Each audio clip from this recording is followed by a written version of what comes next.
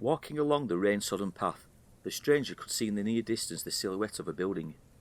Hoping this would prove to be somewhat of an ideal refuge, it may at least be of help to him to shelter from the rain that hadn't stopped beating down for most of the day and into the evening. Off and away from the building was another, much larger one, and the light was coming from one of the rooms on the lower floor. Obviously realising the land he was on was private property, he knew he had to creep silently if he was to get to the other building without causing too much alarm. The stranger, full of a cold and carrying a chesty cough, would finally make it to the smaller building. It was a barn that, for at least now, could become his saviour. The door was firmly locked, but as he pulled on one door and pushed forwards the other, a small gap opened, just wide enough for him to squeeze through. It may have not been ideal, but for now, it was better than being outside in the freezing cold and rain. Unfortunately, it would also be the last place he would ever see.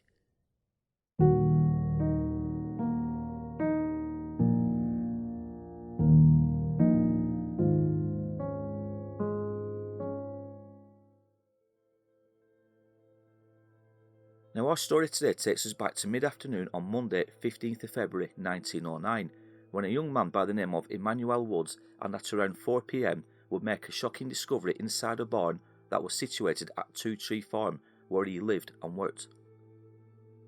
Making his way across the yard, he walked a short distance along a muddy path, made all the worse by the recent inclement weather which had seen it rain heavily for the past couple of days. The barn was situated just a minute or two walk away, but was rarely used as other newly built outbuildings had more space, as well as them being located a little closer to the farm. In fact, the barn itself hadn't been used since late summer, and as the months passed by, it would be left redundant by Emmanuel and his father, and hardly ever given a thought to. After struggling to unlock the heavy bolts, Woods finally managed to force the door open just enough to squeeze his body through and into the inside. Now obviously the last thing he was expecting was to come face to face with the body of a deceased person, but that is exactly what was awaiting him as he made his way into the shippen that adjoined the barn. Lying on a truss of hay in front of him was the body of a man with his arms folded. It was obvious to Woods that this person had been dead for quite a while, and the smell alone gave indications to Woods that he had been there for some time. Shocked by his discovery, Woods ran from the shippen and out of the barn, shouting for his father to come quickly to see for himself what he had found. Horrified by his son's discovery, Emmanuel and his father both fetched for help in the form of Police Constable McCulloch, who himself would arrive at the farm not too long thereafter. Inspecting the body, McCulloch noted that it appeared to be a male, roughly around 50 years of age, and who appeared to belong to the lower classes of people, such as tramps and the homeless. The body was around 5 feet 6 inches in height, with a sandy moustache that was turning grey. It was also clothed in an old black coat, corduroy waistcoat and trousers, blue and white striped shirt, an old cap, as well as a new-looking pair of clogs. And once satisfied that he had gathered all the necessary information from Woods and his father, as well as writing down a full description of the body, McCulloch informed Mr. Freeman, the Haslingden relieving officer, who at once arranged for a coffin to be sent over to the barn so it could be removed to the mortuary in nearby Haslingden. On Thursday, 18th of February, the inquest into the finding of the body would take place at the municipal offices in Haslingden and opened by Mr. Robinson, coroner. Attending would be Mr. J. Hamer, foreman of the jury. Emmanuel Woods would be the first to be questioned, and he went into detail as to the events shortly before and up to the moment he found the body of the deceased in the barn. He would tell the jury that he thought the body looked to be that of a man aged between 40 and 50 years old. Woods was asked by a jury member how easily accessible the barn was, to which Woods answered, saying that whilst the doors may have been securely locked, a man could gain entrance by forcing the big doors and creeping through the opening obtained. He also told the jury that he had never seen that man before. Police Constable McCulloch was next to be questioned, and he would go over the condition of the body upon his arrival at the barn. He would tell the jury of the clothing of the deceased, and would also tell them that he could find no identification on the deceased as to who he was, and he could find no money or loose coins in any of the deceased's pockets. What did puzzle McCulloch though was the appearance of the clogs and how new they had looked, and despite the clothing looking in a relatively good condition, the clogs themselves seemed to stand out. He would also tell the jury that in his own opinion, he would say that the deceased had been dead for around 3 months, such was the state of decomposition. It didn't take long for the body to be identified by a woman by the name of Elizabeth Lavelle, who would, prior to the inquest taking place that morning, identify the body to be that of her husband James, who had been missing from home since around mid-November 1908.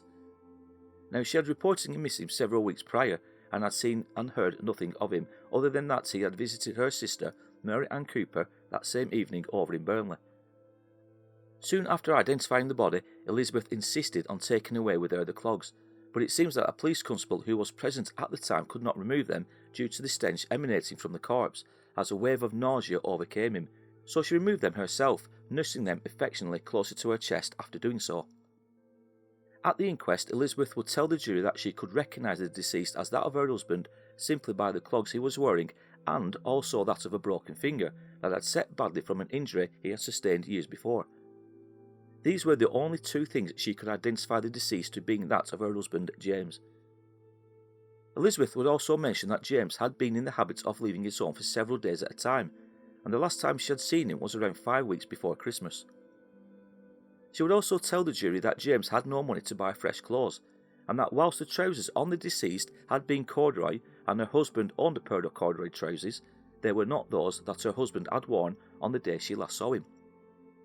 Mr. Robinson, coroner, was quick to pick up on this comment, saying, "Well, these seem to be a new pair of trousers," in reference to the ones worn by the deceased. Carrying on with her evidence, Elizabeth would tell the jury that James had a life insurance policy again, to which the coroner would quickly take note of.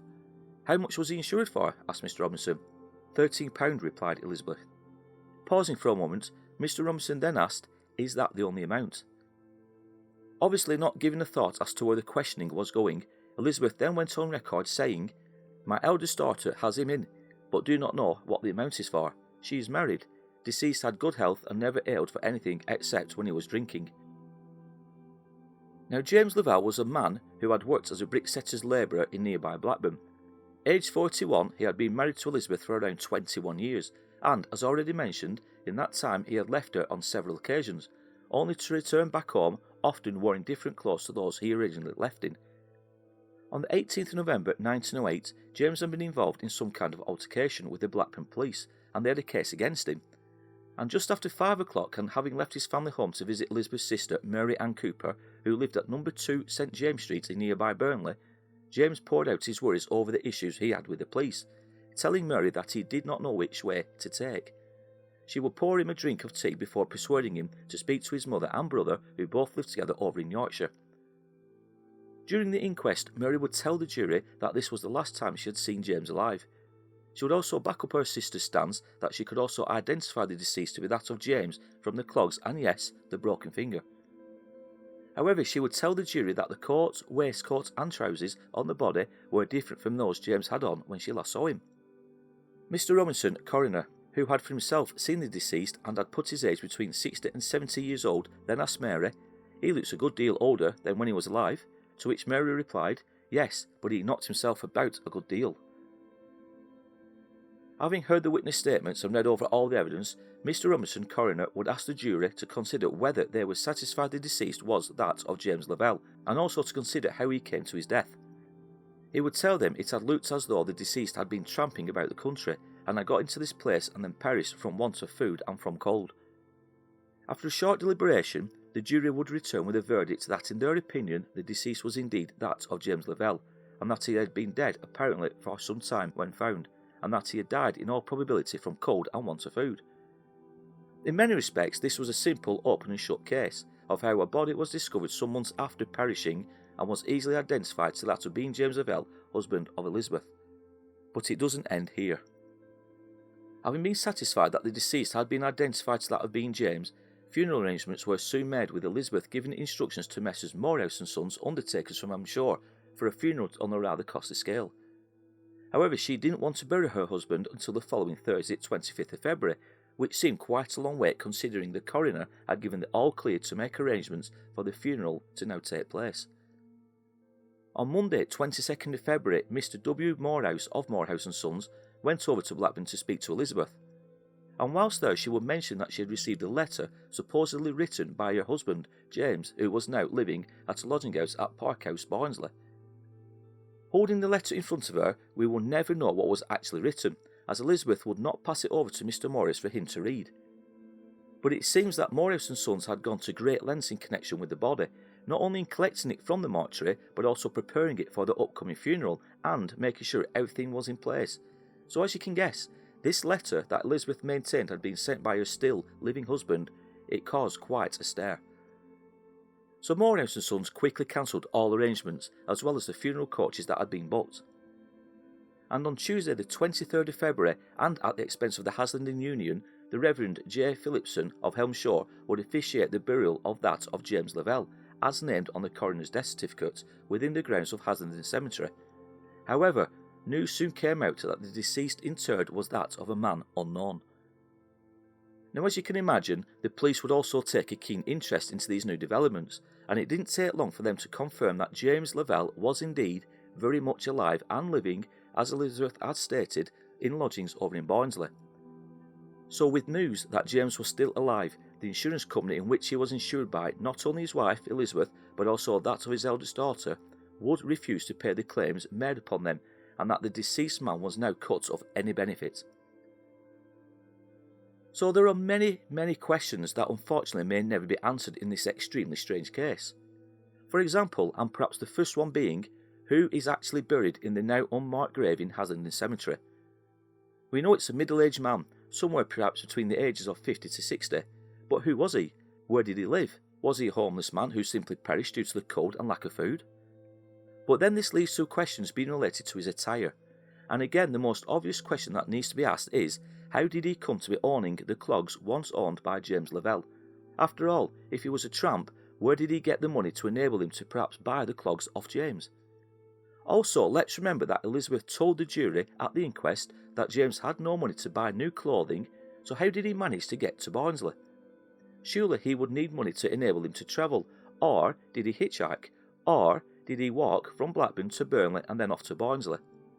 The most plausible answer could be, did somebody offer him some money to buy perhaps a train ticket to travel? Could this person have been his sister-in-law Mary, or did he have the money to begin with? Still, the question will remain, how did a stranger end up owning the same clogs that James once owned? But for me, the question of insurance plays a big part in this story. Elizabeth admits to taking out an insurance policy on James as did her own daughter. So was this a not so cleverly hatched scheme to defraud Messrs Morehouse and Sons out of insurance money? And if so, what of the deceased body found in the barn? Was this unfortunate man just in the wrong place at the wrong time? Could he have been lured to this barn at Two Tree Farm, with his cries for help being muted out by the clattering of thunder one stormy evening, as his captor or captors committed an act of murder? And just to keep things seemingly straightforward during this inevitable inquest once the body was found, he had one of his fingers broken, just as James had, to make people believe that the poor man was that of James Lavelle. Of course, I'm only speculating, and at no point was there any mention of the man in the barn having been murdered. But something strange definitely occurred in between the deceased having somehow taken possession of those clogs, having a finger broken, and then for him to perish in that barn sometime between November 1908 and January 1909. If it was indeed something as sinister as murder, then why would James write to his wife telling her of his whereabouts some 3 to 4 months after vanishing? And why would she even think of telling Morehouse and Sons of his whereabouts?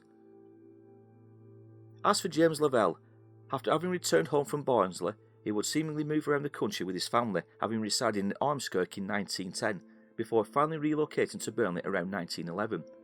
He would remain there until his death in November 1916. His body would be interred within the grounds of Burnley Cemetery, with his grave numbered as A17124.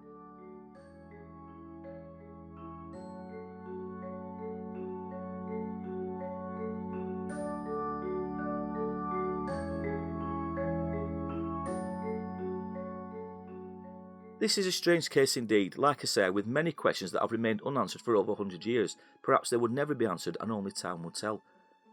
And as for the man in the barn, his body would be interred within the grounds of Haslingden Cemetery on Tuesday the 23rd of February 1909.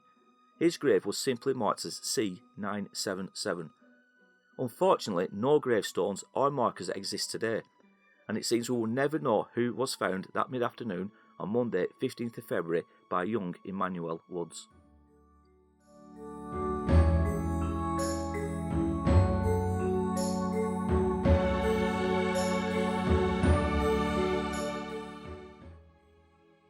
So what are your thoughts on this story? It's a strange one. It's basically an unsolved one. So many questions, like I said, how did this person, the deceased person, get the clogs. Who was he? Was James involved in his death? It really is a strange case. But thank you very much for listening. I hope you enjoyed it, and if you want more, please show some support and comment down below. You can follow me on Twitter and on Instagram, as well as YouTube, links which are down below. But in the meantime, guys, take care, and I will be back soon with another tale from the past.